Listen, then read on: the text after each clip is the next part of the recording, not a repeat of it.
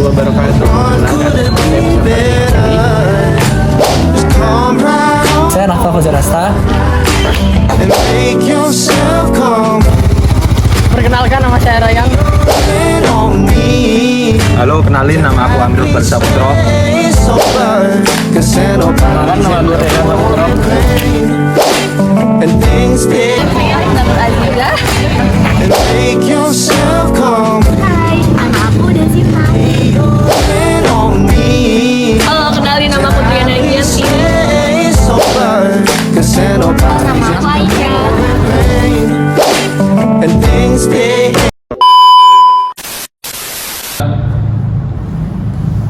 Di sini saya akan menjelaskan pendahuluan berwirausaha atau berbisnis adalah kegiatan atau usaha yang dilakukan untuk menghasilkan keuntungan melalui produksi, penjualan, atau penyediaan barang dan jasa. Bisnis melibatkan berbagai aspek seperti perencanaan, pemasaran, manajemen, dan keuangan untuk mencapai tujuan ekonomi dan memenuhi kebutuhan konsumen. Manfaatnya adalah untuk menumbuhkan jiwa kewirausahaan dengan cara meningkatkan rasa percaya diri, menumbuhkan kemandirian, dan meningkatkan kreativitas. Selain itu, hal ini juga bertujuan untuk memperbaiki keterampilan sosial, komunikasi, dan kerjasama, mendorong minat kami untuk mengembangkan usaha dagang kami sendiri di masa depan, serta membentuk karakter yang percaya diri dan siap menghadapi tantangan. Tujuan bisnis. Tujuan kami menjalankan bisnis ini selain sebagai bentuk kami dalam menjalankan tugas dari rangkaian Inspection 2024, menambah pengalaman kami dalam berwirausaha, mengasah kemampuan kami untuk bersosialisasi kepada orang lain, menambah kesempatan dan menambah keuangan kami pribadi. Produk kami atau ide bisnis kami adalah air packing jajanan kiloan. Produk yang akan kami jual ini sangat mudah diproduksi dan mudah didapat dengan keuntungan yang cukup besar. Karena produk kami ini memiliki biaya produksi yang sangat kecil dan hanya berupa packaging dari produk yang sudah jadi. Serta kami hanya membungkus ulang dengan kemasan yang lebih kecil agar pelanggan bisa menikmati jajanan kiloan tanpa harus langsung membelinya banyak sekaligus. Lalu untuk alat produksi kami, jadi pada awalnya kami akan membeli jajanan kiloan dengan jumlah yang besar, lalu memasukkannya atau merepackagingnya di dalam kemasan yang lebih kecil ke dalam plastik 1/4 kg. Lalu menimbang berat dari jajanan di dalam plastik 1/4 kg sebanyak 15 gram. Lalu kami menutup plastik atau merekatkannya dengan lilin. Lalu produk kami siap dipasarkan. Yang berikutnya adalah strategi penjualan dan pemasaran kami. Strategi penjualan kami adalah dengan strategi door to door atau D2D. Jadi D2D adalah strategi pemasaran yang dilakukan dengan mengunjungi rumah ke rumah potensial atau pelanggan visibilitas untuk mempromosikan produk atau layanan. Lalu untuk strategi pemasaran kami mempromosikan dagangan kami dengan menawarkan kepada teman sekelas kami masing-masing saat jam istirahat atau saat ada waktu luang yang bisa kami manfaatkan untuk berjualan. Estimasi keuntungan dan kerugian. Yang pertama ada modal. Makanan kiloan 4 jenis dengan setengah kilogram seharga 50.000. 50.000 dikali 4 sama dengan 200.000. Lalu ada plastik 1/4 kilo isi 100 seharga 8.000. Kita membutuhkan kurang lebih 120 isi. Maka 80 dikali 120 sama dengan 9.600. Yang ketiga ada lilin 1 pack isi 8 seharga 10.000. Penggunaan 4 lilin jadi 5.000. Total modal adalah 200.000 ditambah 9.600 ditambah 5.000, total menjadi 214.600. Yang kedua ada keuntungan.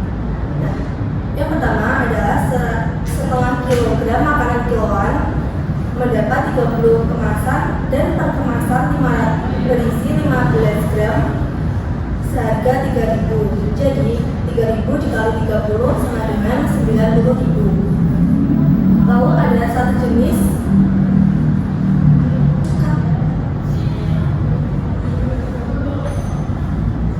jenis bisa mendapat 90.000, maka jika kami menjual 4 jenis makanan, 90.000 dikali 4 sama dengan 360.000.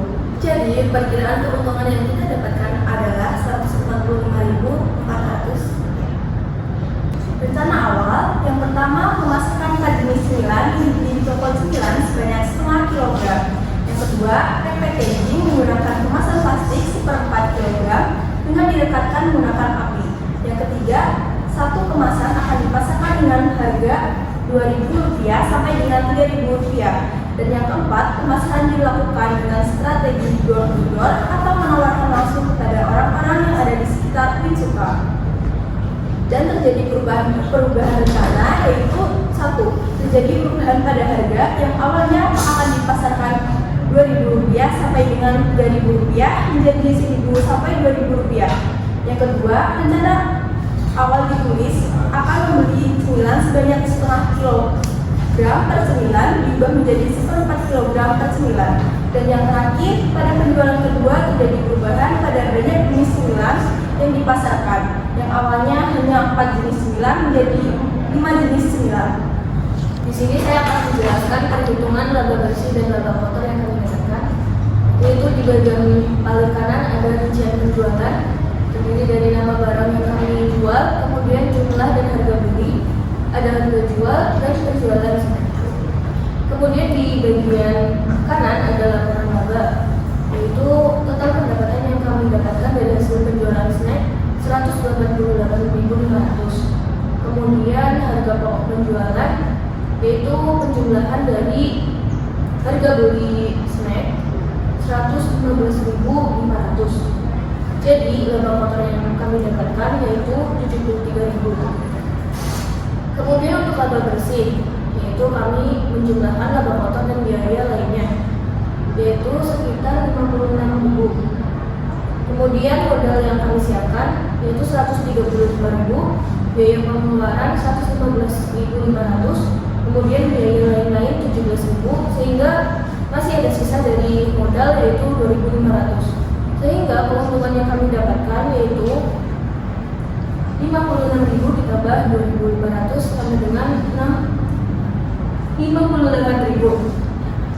Berikutnya adalah masalah yang kami hadapi. Di antara masalah yang kami hadapi yaitu salah satunya ban bocor dan kehujanan. Kejadian ini terjadi saat salah dua dari teman kami yang pergi untuk membeli bahan jualan. Namun di tengah-tengah jalan arah pulang, ban mereka bocor dan kondisi cuaca saat itu adalah sedang hujan. Permasalahan yang kedua yaitu sisa dagangan.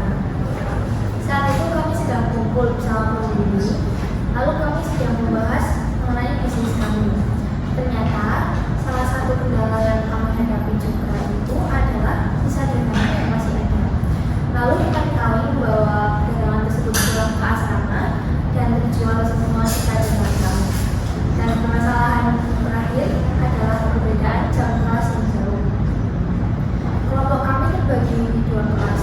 Jadi ada di mana saat jadwal kami terpisah sangat jauh dan kami tidak bisa menjual di kelas kelompok kami yang satunya. Hal ini mengakibatkan penjualan kami mengalami sisa stok. Yang terakhir, di sini saya akan memberikan beberapa saran agar bisnis lebih berkembang. Yang pertama itu meningkatkan layanan dengan memastikan pelanggan mendapatkan layanan terbaik. Bisnis kita juga dapat memberikan feedback yang terbaik juga. Terus yang kedua ada diversifikasi. Nah, saat bisnis ini berjalan, kita juga harus mempertimbangkan ulang beberapa hal seperti menambah beberapa produk atau layanan baru yang relevan dengan bisnis yang kita jalankan. Terus yang ketiga ada pengelolaan keuangan yang baik. Nah, di sini kita harus lebih mengatur arus kas dan kalau bisa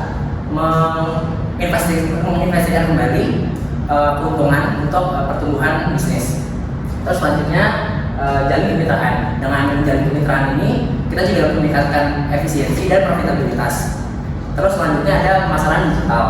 Nah, dengan memanfaatkan media sosial sekarang seperti TikTok, Twitter, Instagram itu kita juga dapat menjangkau audiens yang lebih luas.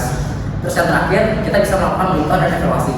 Jadi secara bertahap kita meninjau kembali bisnis ini terus menyesuaikan strategi dengan perubahan pasar.